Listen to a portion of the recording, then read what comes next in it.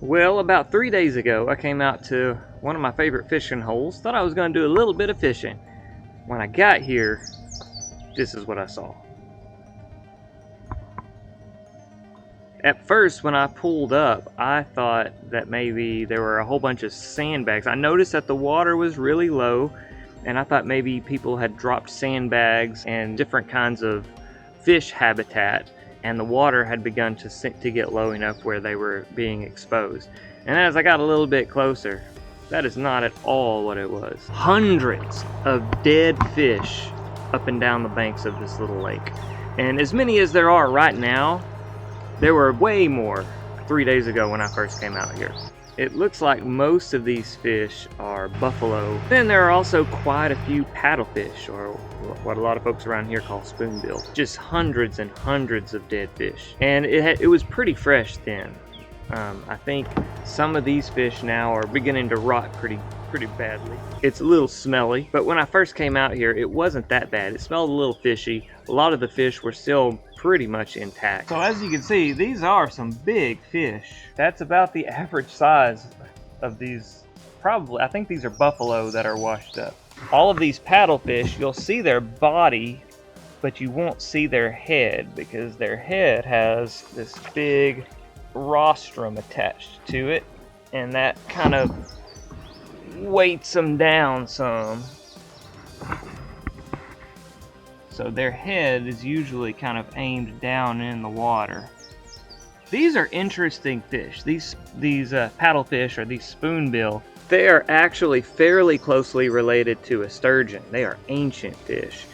They are mostly cartilaginous, and the only bone in that fish is going to be its skull, and then that rostrum that you saw. And something that I think is kind of cool, that the rostrum is not one solid piece of bone. It's actually like a meshwork of bone, and I suppose it's probably filled in with cartilage. But as the fish rots, all that's going to be left is going to be the skull, and then what's left of that rostrum. Out here in these conditions, it doesn't really stay together very well. You can see that one, it was kind of falling apart. But paddlefish are filter feeders, so you're not going to catch them just regular tackle fishing. You're going to have to pretty much snag one of them. And that's where this rostrum comes into play. On the underside of the rostrum, there are these specialized sensors called ampullae of Lorenzini that can detect electrical signals. Now, you may have heard of these on something like a hammerhead shark, where they have these specialized electrical sensors, and they use them to scan the bottom looking for hidden fish. They're looking to detect the electrical signal given off when the fish's heart beats. However, paddlefish are not bottom feeders. They can actually detect the electrical signals given off by those tiny microscopic zooplankton that just float around in the water. And it can help them to detect large collections of plankton so that they can swim in with their mouths wide open and filter out all of that plankton. So what exactly might have caused all these fish to die? Well, let's examine the possibilities. One possibility would be some type of pollution or contamination. And this little lake, it is in the middle of a bunch of fields. There are some rice fields just right across the tree line from me. In fact, in some of the shots of this video, you probably hear a loud whirring sound.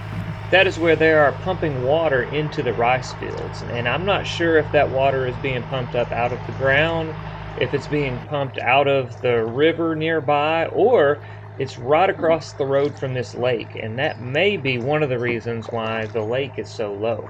But with this lake being in such close proximity to so many fields, I guess it would be possible for some type of agricultural chemical to have been dumped into the lake. But if that were the case, I would expect to see many different species of fish dead.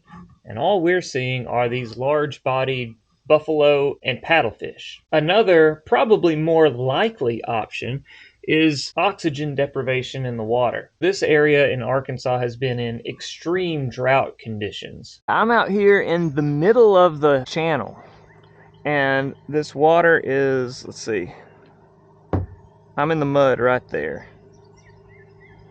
Oh, so what's that? About maybe 3 foot in the middle of the channel. Now the water line, if we look on these cypress trees over here, actually, check this out. All right, see this branch hanging down?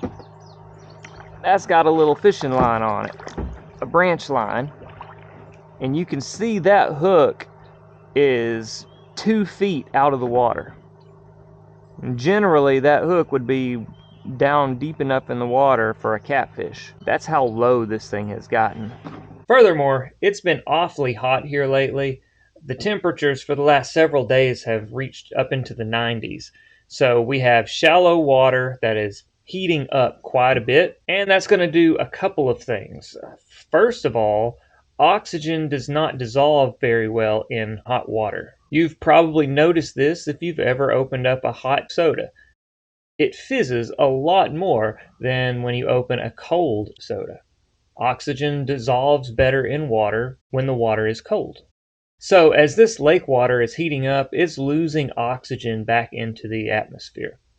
Another thing that can happen, as the water drops and heats up, it's possible that you can get a vegetative die-off. So a lot of the plant life can start to die. As it decomposes, that decomposition reaction actually uses up oxygen, further depleting the amount of oxygen that's dissolved in the water. And as those oxygen levels go down, these larger bodied fish are the first ones to experience oxygen deprivation. So they're kind of the canary in the coal mine, so to speak. So if I had to guess, I would say that's probably the reason for the fish die-off here.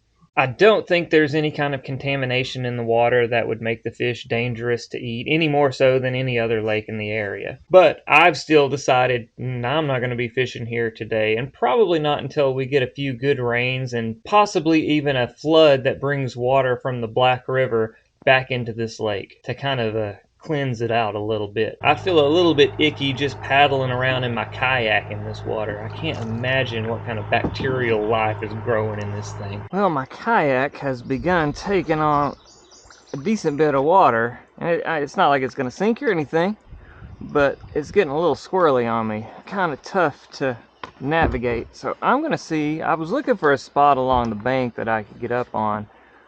There's not anything. So I'm going to attempt to climb up on this log. There's some raccoon poop. But I'm going to attempt to climb up on this log and dump some water out of this kayak. Wish me luck. Bet we can get up under there some. Maybe make it a little more stable. Alright, and...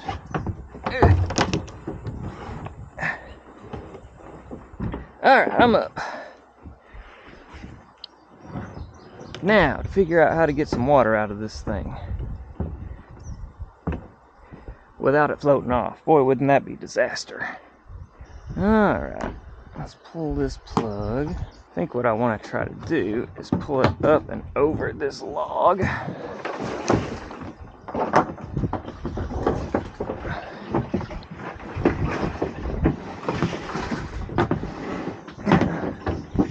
Keep going. There, we got it. As soon as it gets a little lighter, I'll flip it over. Boy, it was taking on water, wasn't it?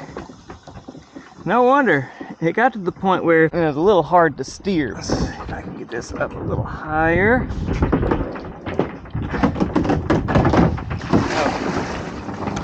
Oh. Okay. There's that. Boy, water is heavy.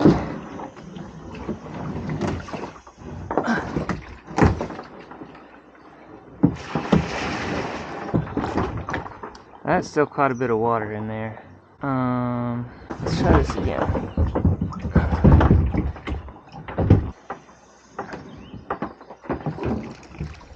Get a little more height. Alright, I think that should be good enough to get me back. There's still a little in there, but not too bad. I just touched a raccoon. That was awesome. Not. Okay. And we're back in. Boy, this feels much lighter. I'm glad I did that. It was a lot of trouble, but it was worth the trouble. I've got fish bumping the bottom of my kayak, which hopefully is a good sign that the fish die-off is over and maybe this thing will recover some. I'm seeing some fins come up above the water and they don't necessarily look like gar, so hopefully the carp and the buffalo are starting to get to the point where they can survive. There's maybe enough oxygen in this thing for them. We did get that thunderstorm, and we've had a couple of cool nights the last few nights, so maybe that's allowed the water to recover some.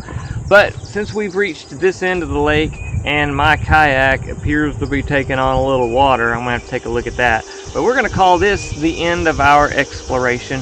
Hopefully you've enjoyed it. Hopefully you've learned a little bit. If so, be sure to hit that thumbs up button and subscribe. Leave a thoughtful comment. And if you're interested in following along with our outdoor adventures, then be sure to hit that notification bell so you'll know when to be back for more daily, sustainable living.